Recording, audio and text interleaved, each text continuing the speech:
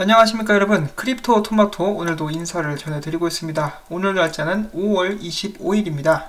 이제 막 낚인 생선처럼 파닥거리면서 에너지를 발산하고 있는 비트코인의 모습이 보여지고 있습니다. 지금 현재 비트코인 가격 8,004불, 이더리움 가격 249불, 그리고 XRP는 38센트에서 거래가 진행 중에 있고요. 이제 단연히 눈에 띄는 것은 라이트코인입니다. 어제 한 암호화폐 분석가가 라이트코인이 곧 있으면 가격이 엄청나게 올라갈 것이다 라고 이야기를 하자마자 오늘 엄청난 상승률을 보여주면서 100달러를 깨 부시고 올라갔었다가 지금은 99불에서 거래가 진행 중입니다. 자, 가장 먼저 오늘의 화제 소식 먼저 보도록 하겠습니다. 저도 어제 이 소식이 나오자마자 여러분들께 잠깐 또 이제 게시판을 통해서 공유를 드렸었는데, 페이스북 내년 암호화폐 글로벌 코인 출시, 달러, 유로, 엔화 등 연동 계획을 가지고 있다. 그리고 2020년 1분기까지 약 12개국의 디지털 결제 시스템을 구축한다는 것이 그들의 계획입니다. 페이스북의 마크 저커버그는 이런 사업 구상을 하기 위해서 웨스턴 유니온 그리고 영국의 중앙은행의 마크 카니 총재와도 이야기를 한 것으로 알려져 있고요. 여기는 나와 있지 않지만은 코인베이스 관계자 그리고 제미니 관계자들과 만났었다라고 합니다. 제미니 관계자니까 이제 윙클보스 트윈즈겠죠. 아시는 분은 아시겠지만은 이 셋은 하버드 동기입니다. 하버드 대학교 동기인데, 나중에 윙클보스 트윈즈가 마크 저커버그가 페이스북 아이디어를 자신들로부터 훔쳐갔다라고 하면서 이제 소송을 걸었죠. 그래서 저는 셋이 당연히 관계가 안 좋을 줄 알았는데, 이제 어제 적이라 할지라도 사업상에서는 언제나 동료가 될 수 있다는 것을 보여주는 한 예라고 볼 수가 있겠습니다. 자, 이에 관해서 외신들은 페이스북의 글로벌 코인에 대해서 많은 비판을 날리고 있습니다. 어떤 이야기를 하고 있느냐? 페이스북 코인은 규제 감독 기관과 정계로부터 인정받기가 쉽지 않을 것이다. 특히 입법 기관의 경우 이로 인한 잠재적인 프라이빗 문제에 대해서 고민하지 않을 수가 없다라고 지적을 했고요. 제 글로벌 코인이 실패할 수밖에 없는 6가지 이유를 벌써 소개를 하고 있습니다. 자, 첫 번째 이유부터 보자면은 글로벌 코인은 진정한 암호화폐가 아니다. 결제 시스템 구축의 일환이 될 것이다. 이는 중앙화된 시스템에 의해 발행되는 디지털 화폐일 뿐이고, 두 번째로는 현재의 규제 감독 체계를 고려할 때 미국과 아시아 지역에서 사실상 출시되기가 힘들다라고 이야기를 했으며, 세 번째로는 SNS 서비스 자체를 제외하고 글로벌 코인을 지지하는 파트너를 찾는 게 극복해야 할 주요 문제점이 될 수가 있다.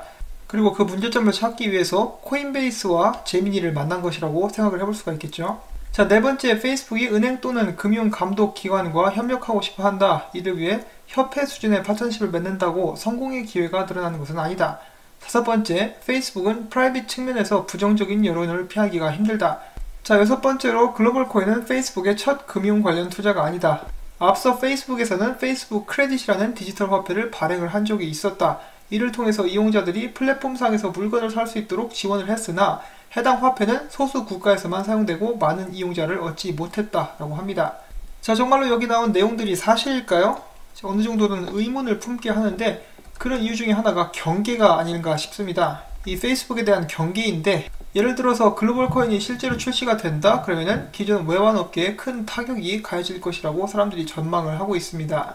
자, 그런데 사실 페이스북 코인에 문제가 많이 생길 수도 있는 것은 사실입니다. 예를 들어서 개인정보 문제가 가장 심각하겠다라고 볼 수가 있겠고, 그리고 이 페이스북이라는 회사가 전세계 12개국에서 활용이 될 수 있는 화폐를 발행을 한다. 그러면은 페이스북에게 엄청난 힘을 가져다 주는 것이라고도 볼 수가 있겠습니다.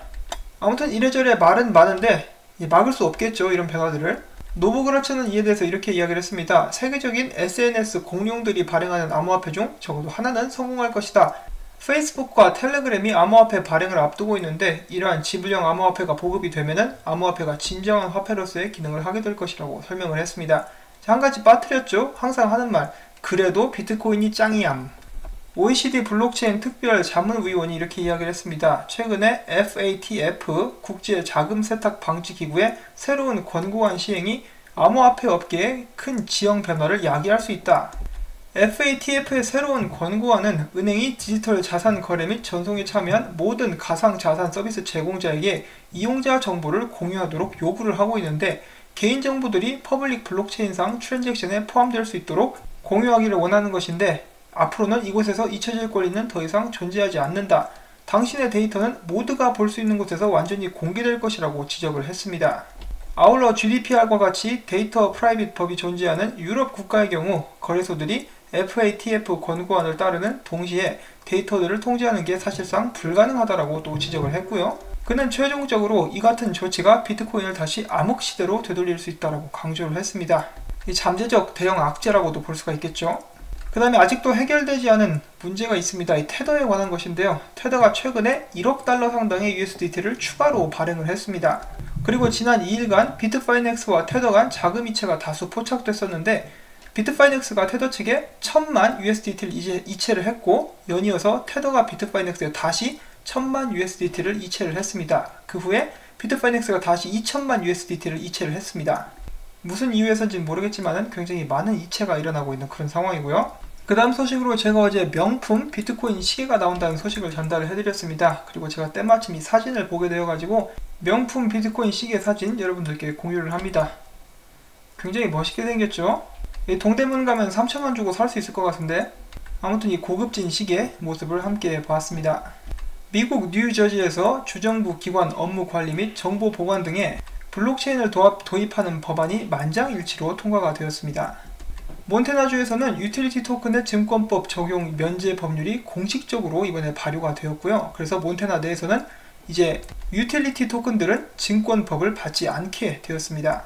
그 다음 에이다와 관련된 희소식이 있습니다. 에이다의 대장이죠. 찰스 호스킨슨이 다가오는 7월 한국에서 삼성과 미팅을 갖는다는 소식이 나왔는데요. 이 미팅에서 찰스 호스킨슨은 한국 음식도 맛있게 먹고, 그 다음에 삼성전자의 스마트폰에 갤럭시 S10의 블록체인 칼다노 탑재를 추진할 것으로 보입니다. 호스킨슨 대표는 삼성이 이더리움 등을 포함한 암호화폐 지갑을 지원하고 있다며 한국에서 이를 출시하기까지 많은 논의가 있었던 것으로 알고 있다. 그리고 삼성 원래 생태계에 들어가려면 뭐가 필요한지 어떻게 해야 되는지를 이번에 한국에 와서 미팅을 통해서 이해하고자 한다라고 말을 했습니다. 이 굉장히 적극적이죠. 정말로 바람직한 한 암호화폐 회사의 대표의 모습이라고 볼 수가 있겠습니다. 미국 저작권청이 크레이그 라이트가 신청한 비트코인 백서 및 소스에 대해서 저작권 등록 안건을 특별 처리 항목으로 지정을 했습니다. 저작권청의 관련 문서에 따르면 해당 기관은 크레이그 라이트의 저작권 신청을 최우선적으로 처리할 예정이며, 특별 처리 항목으로 지정될 경우 5일 내로 저작권 신청에 대한 심사가 진행이 됩니다. 그리고 또한 최근에 이 크레이그 라이트의 이름을 모든 비트코인 관련 문서에서 삭제해달라는 그런 운동이 있었죠. 제가 마지막으로 확인해봤을 때 7,500명 정도가 사인을 했던 것으로 기억을 합니다. 차기 민주당 대권 주자로 거론되는 앤드류 양이 자신의 트위터에 이런 트윗을 남겼습니다.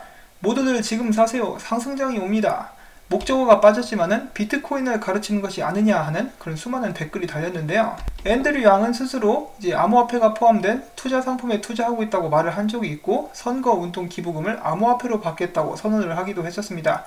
이거 굉장히 좀 무시무시한 발언이라고 볼 수가 있겠습니다. 사람들에게 공개적으로 상승장이 올 테니 비트코인을 사라, 이 말 듣고 샀다가 상승 안 하면 어떻게 책임지려고 이렇게 말을 했는지 잘 모르겠는데, 설마 이 앤드류 양이 세력인 건 아닐까요?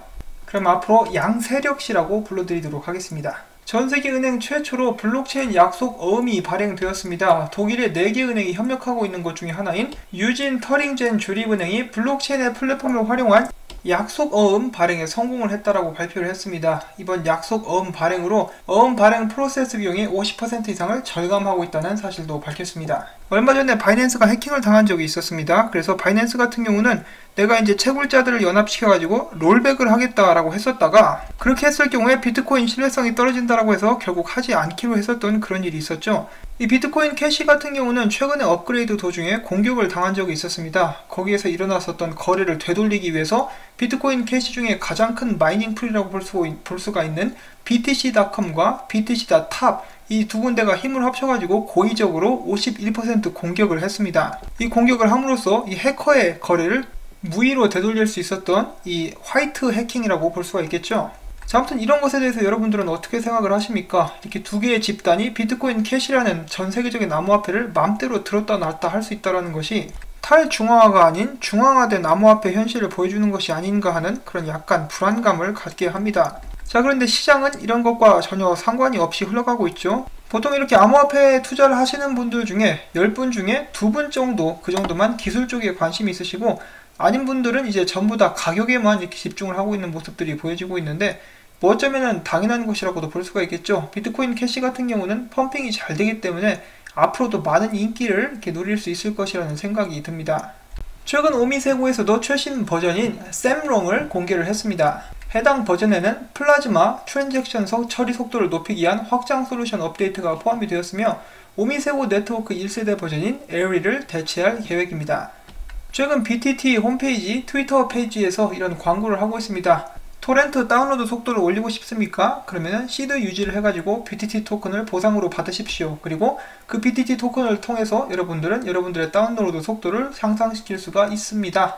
자, 이 토렌토 같은 경우는 저작권 관련해서 많은 소송이 걸려있다고 들은 것 같은데 이제 이런 부분들은 어떻게 잘 해결이 되고 있는지는 모르겠습니다. 자, BAT 토큰으로 유명한 브레이브 브라우저에서도 이번에 업데이트를 진행 중에 있습니다. 이번 업데이트를 통해서 앞으로 이제 트위터 사용자들에게 XRP처럼 XRP 팁바처럼 팁을 줄 수 있는 그런 기능이 추가가 될 것이라고 합니다. 오랜만에 메가피 3000이 입을 열었습니다. 나는 사토시의 정체를 공개하지 않겠다라고 밝힌 것인데요. 그 이유는 바로 세계 최고의 부자 중 한 사람이 이를 원하지 않는다. 그리고 내가 만약에 사토시 정체를 밝히면은 나는 보복을 당할 수도 있다. 그래서 무섭다라고 이렇게 이야기를 한 것인데요. 사토시 나카모토의 정체는 일정 멤버들로 구성된 단체지만 비트코인의 백서는 한 개인이 작성했고 그는 미국에 거주하고 있으며 몇 달 전에는 그가 리플사의 CTO인 조엘 카츠다라고 밝혔다가 바로 지운 적이 있습니다. 자, 과연 이 모든 것은 존 메가피의 쇼였던지 아니면은 정말로 그를 위협하는 부자가 있다라고도 생각을 해볼 수가 있겠죠. 자, 최근에 바이낸스에 상장된 세타퓨엘 토큰이 80% 이상 급등했고 바이낸스에서는 곧 있으면 마진 거래를 할 수 있을 것이다 라는 그런 보도가 나왔습니다. 바이낸스 마진 거래가 이제 진행이 되게 되면은 많은 사람들이 더욱더 활발하게 바이낸스를 사용하게 될 것이라는 예상을 해볼 수가 있겠습니다. 이 암호화폐 거래소 중에 왕 중의 왕으로 거듭나고 있는 바이낸스의 모습을 여러분들은 지켜보고 계십니다. 비트코인 강세에도 불구하고 알트 시즌은 더욱더 번창할 가능성이 있다라는 기사가 나왔습니다. CCN의 보도에 따르면 알트코인의 시가총액과 비트코인 지배지수를 분석한 결과 알트코인 시장이 한창 계속 중인 것으로 나타났습니다. 알트코인의 시가총액은 비트코인을 제외한 모든 암호화폐의 시가총액인데 앞서 비트코인의 지배지수가 약세를 보이는 동안 알트코인 시가총액은 강세 패턴을 유지를 하고 있습니다. 암호화폐 시장의 상승 랠리가 가라앉으면서 시장에 축적이 들어갔음에도 불구하고 알트코인 시가총액은 1000억 달러 이상에서 지지를 받고 있으며 그 수준에서 확장 기반을 구축을 하고 있습니다. CCN은 이러한 신호들이 알트코인에 대한 매우 강력한 신호이며 최근 가격 움직임이 강세를 확대시킬 수 있는 준비를 하고 있다는 사실을 보여주는 것이라고 덧붙였습니다. 자, CNBC에서 최근에 모건 크릭의 공동 창립자 중에 한 명인 마크 유스코를 인터뷰했습니다. 마크 유스코는 이 인터뷰에서 비트코인이 뛰어난 점에 대해서 세 가지를 들었는데 첫 번째는 연초부터의 상승률, 그리고 다른 시장과의 상관성이 낮은 점, 그리고 비트코인이 분산 투자로서 최적임을 근거로 비트코인이 최고의 리스크 도피 자산임을 이야기했습니다. 자, 그리고 여기 보시는 이 양반, 이 웃고 있는 양반 있죠? 이 사람이 바로 그 전설의 인간 지표 브라이언 켈리입니다. 조만간 비트코인이 어떻게 움직이는지 봐가지고 이 인간 지표가 들어맞았는지 여러분들께 또 업데이트를 해드리도록 하겠습니다. 최근에 비트코인 가격 상승과 함께 비트코인 채굴자 수입이 10개월 최고 수준에 도달했습니다. 자, 그리고 최근에 비트코인에 또 다른 상승이 있었는데 엄청난 회복률을 보이면서 한 번에 쭉 올라갔었던 그런 일이 있었죠. 그러면서 이 상승 채널을 뚫고 올라갔습니다. 이는 앞으로 비트코인 상승에 있어서 굉장히 긍정적인 그런 모습이죠. 그리고 여기에 이어서 비트코인 200일 이동평균선이 1년 만에 처음 상방향으로 전환되었습니다. 비트코인이 8,000달러 선으로 반등한 가운데 비트코인의 200일 이평선이 1년 만에 처음 상방향 움직임을 보이기 시작해서 관심을 끌고 있습니다. 그 외에 단기 기술 지표들도 좋아 보이기는 한데 한 가지 문제점은 거래량이 최근에 좀 떨어졌다라는 거. 지금 비트코인의 상승 추세를 봤을 때는 8,400달러까지 도전을 해볼 수도 있는데 만약에 거래량 때문에 가격이 하락하게 된다 그러면은 계속해서 코인데스크에서 말을 하고 있는 7,205달러까지 내려갈 수도 있다라고 이야기를 하고 있습니다. 자, 그리고 여러분들께서 이제 한 가지 참고로 알아두시면 좋을 것이 다가오는 이제 미국 날짜로 5월 31일 날 CME 선물 마감이 있습니다. 위로 튈 수도 있고 아래로 튈 수도 있지만은 큰 변동성이 일어날 가능성이 높다라고 이렇게 생각을 하시면 좋을 것 같습니다. 또 최근에 이 기사가 계속해서 나오고 있는데 이 비트코인 불장 때도 30% 40% 하락은 계속 있어 왔습니다. 그렇지만은 30% 하락 후에 평균적으로 153% 이상 상승이 있었기 때문에 상승장 때는 떨어지면 불안해하지 말고 사라 라고 이야기를 하고 있습니다. 그 다음에 쉐입시프트의 CEO이자 창립자인 에릭 볼헤의 트윗을 잠깐 보도록 하겠습니다. 여기 있는 이 사람 2011년 5월 23일에 그때 당시 비트코인 가격이 32불이었습니다. 사람들에게 이렇게 이야기를 하죠. 그동안 모아놓은 돈 다 털어가지고 이제 비트코인 사라 라고 이렇게 이야기를 합니다. 근데 31불이었네요. 31불이었던 비트코인이 하락해가지고 2불까지 떨어지게 됩니다. 만약에 정말로 저 사람이 가진 돈 다 털어서 비트코인을 매수했었다라면은 그 절망감을 이루 말할 수가 없었겠죠. 거의 비트코인은 사망한 상태였었는데 지금은 어떻게 됐죠? 가격이 엄청나게 뛰어 올라갔습니다. 그가 만약에 그때 포기하지 않았다면 지금쯤 엄청난 부자가 되었겠죠. 그러면서 에릭 보레는 말합니다. 존버하는 것은 수련하는 것과 같다. 그렇다고 해서 제가 여러분들께 존버가 미덕이라고 말씀드리는 것은 아니기 때문에 절대로 오해하지 마시고요. 이 투자는 각자 성향에 맞게 이제 하시면 될 것 같습니다. 자, 그리고 마지막으로 재밌는 짤 하나 보도록 하겠습니다. 이 차 정말 멋있게 생겼죠? 이 차는 바로 라리 중에 라리, 날라리 아니고 페라리입니다. 이 페라리가 갖고 싶으신 분들은 이제 거래를 열심히 하셔가지고 비트코인 348.575개를 만드셔가지고 영국에 가셔서 구매를 하실 수가 있습니다. 자, 비트코인 10,000개로 피자를 사서 드신 분, 그 돈으로 페라리 몇 대를 살 수 있었을 것인지 정말 생각하면은 속이 터질 것 같다는 생각이 듭니다. 자, 아무튼 지금 현재 비트코인이 다시 한번 힘을 내주고 있는 그런 상황입니다. 물론 거래량이 떨어진다라는 그런 불안감이 존재하기는 하지만은 세력들이 마음만 먹으면 거래량 정도는 또 얼마든지 금방 올릴 수도 있겠죠. 자, 그렇지만 언제나 투자는 신중하게 진행하실 수 있기를 바랍니다. 여윳돈만 가지고 하시는 것은 당연한 것이고요. 오늘 제가 전해드린 이러한 정보들이 여러분들께서 투자를 하시는데 도움이 되실 수 있기를 바라면서 오늘 영상을 마무리를 짓도록 하겠습니다. 영상이 유익하셨다면 언제나 그렇다시피 구독과 좋아요, 그리고 제가 계속해서 열심히 일을 하고 또한 주말에 정말 수고했다는 의미에서 광고 시청을 처음부터 광고가 끝날 때까지 꼭 부탁을 드리도록 하겠습니다. 여러분들의 그런 도움 덕택에 제가 또 힘을 내서 채널을 유지하고 열심히 정보를 다룰 수가 있습니다. 자, 그럼 행복한 주말 되시기를 바라면서 저는 물러가도록 하겠습니다. 안녕히 계십시오.